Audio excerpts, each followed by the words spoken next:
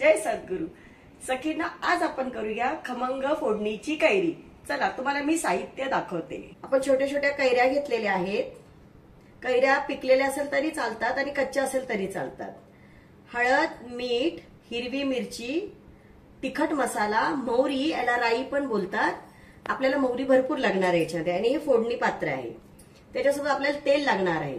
आपण काय करणार आहे, या कैरीच्या बारीक बारीक फोड्या करून घेणार आहोत आणि त्याला हळद मीठ लावून ठेवणार आहोत. म्हणजे कसं कैऱ्या मुरतील. 15-20 मिनिटं ठेवायचं. त्याच्यामध्ये हळद आणि मीठ छान मुरल्या जातं आणि 15-20 मिनिटांनंतर आपण फोडणी देऊया. चला आपण कैऱ्यांचे काप करूया, छोटे छोटे बारीक तुकडे करूया. आपण काय करूया, त्याचे असं बारीक काप करून घेऊया. अशा छोट्या छोट्या मस्त अशा फोड्या करून घेऊया. कैरी कच्ची असू दे पिकलेली असू दे तरी छान लागते ती फोडणी दिल्यानंतर.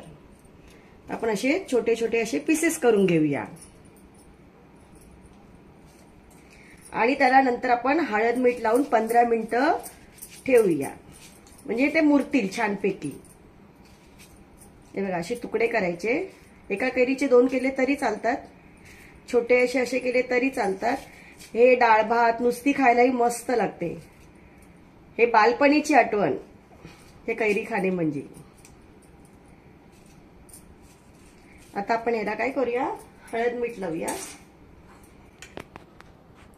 याच्यामध्ये आपण चवीनुसार मीठ टाकूया, थोडीशी हळद आणि आता हे मस्तपैकी ना एकजीव करून घेऊया.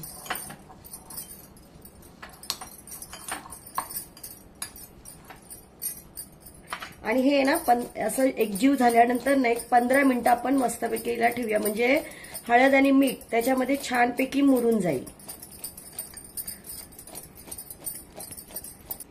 आता आपले 15 मिनिटं झालेले आहेत. बघा मस्तपैकी मुरलेली आहे कैरी. आता आपण काय करूया, त्याला फोडणी द्यायची आपल्याला. फोडणीसाठी आपण आता गॅस लावून घेऊया. थोडंसं पात्र तापू दे. आता आपण तेल त्याच्यामध्ये घालून घेऊया.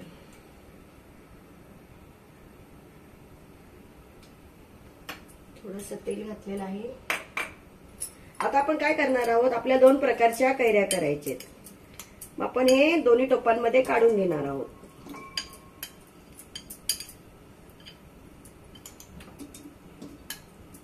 कारण आपल्याला एक हिरवी मिरचीची करायची आहे फोडणी आणि एक लाल तिखट मसाल्याची करायची.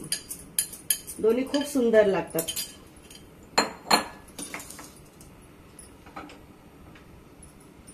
आपलं तेल तापत आलेलं आहे. आता आपलं तेल तापलेलं आहे. आपण मोहरी टाकूया. थोडी जास्त मोहरी लागते याच्यामध्ये. बघा मोहरी तसा तडतड आवाज आला पाहिजे. आपण या मिरचींचे बारीक असे काप करून घेतलेले आहेत. थोडी मोहरी अशी जळल्यागत पाहिजे. तेव्हा मोहरी मस्तपैकी फुललेली आहे.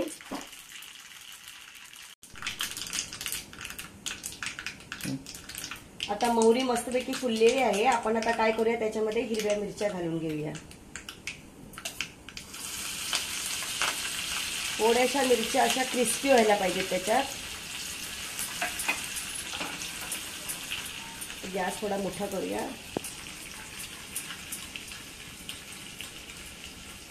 म्हणजे आपल्या मिरचीचा सगळा अर्क असेल तो पूर्णपणे त्या तेलामध्ये उतरायला पाहिजे.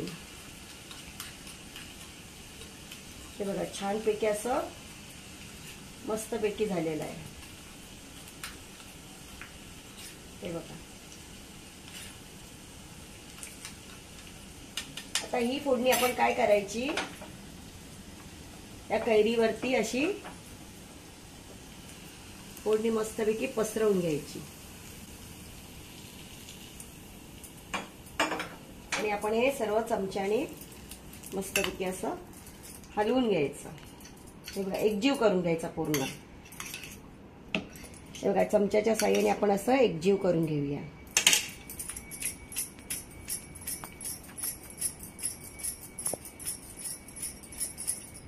आता याला आपण 5 मिनिटं थंड करायला ठेवूया.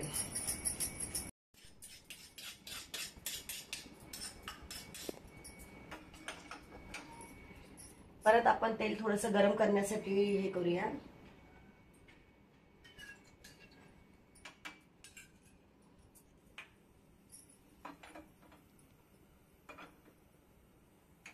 तेल गरम झाले की परत आपण मोहरीची फोडणी देऊया त्याला.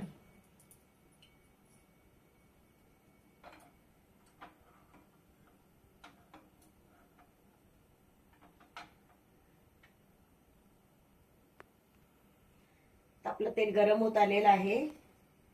परत आपण मोहरीची थोडी फोडणी देऊया.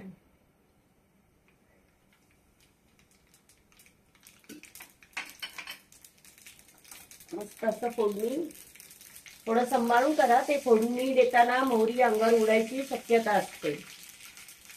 फोडणी देताना थोडंसं लांब उभे राहा. बघा मोहरी मस्तपैकी तडतडली आहे आपली. आता आपण याच्यामध्ये काय करणार आहे, तिखट मसाला टाकणार आहोत. हा जो मसाला आहे ना तिखट, आपण गॅस बंद करायचा आणि थोडासा तिखट मसाला एक चमचाभर टाकायचं त्याच्यामध्ये. गॅस बंद करायचा, नाही तर आपला तिखट मसाला असल्यामुळे ते जळण्याची शक्यता असते. आता ही मस्तपैकी फोडणी आपण याच्यावरती अशी ओततो. हे बघा, ही मस्तपैकी अशी फोडणी आपली मिक्सअप झालेली आहे त्याच्यामध्ये. हे तुम्ही बाहेर जरी ठेवलं ना तरीही 2 दिवस हे राहतं आणि फ्रीज मध्ये 8-15 दिवस किंवा महिनाभर पण टिकतं. फक्त याला ओला चमचा लावायचा नाही, ओला हात लावायचा नाही. कोणतीही ठेवणीची वस्तू असते त्याला ओल्या हाताचा सहभाग नाही व्हायला पाहिजे. मुरंबा असो, लोणची असो, हे तात्पुरती लोणचं आहे फोडणीचं. याला म्हणतात खमंग फोडणीची कैरी. आता आपण ही थंड झाल्यानंतर एका डिश मध्ये काढून घेऊया.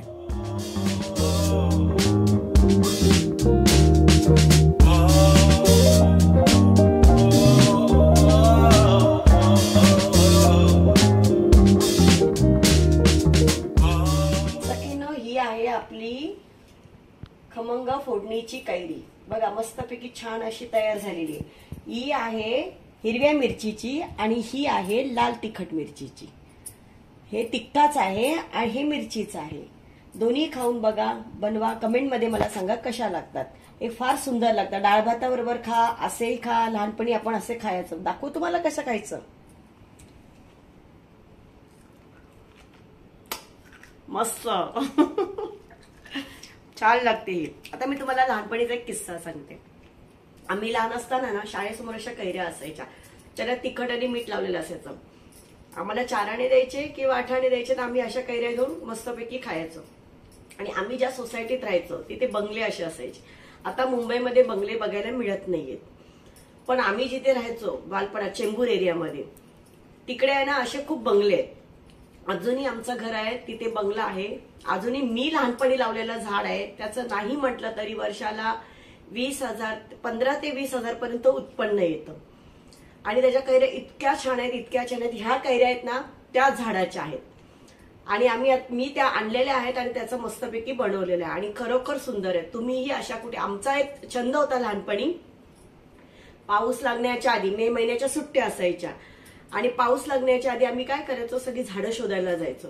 त्याच्यामध्ये आम्हाला जी झाडं मिळतील, कैरीच्या कोया टाकलेल्या असतात त्याची झाडं छान छान येतात, आम्ही उचलून आणायचो आणि लावायचो. आजही ते झाड आहे. माझ्या बालपणाची आठवण होती, मी तुम्हाला तुमच्याशी ती शेअर केली. माझ्या लहानपणाची स्टोरी ऐकण्यासाठी आणि माझी रेसिपी बघण्यासाठी धन्यवाद.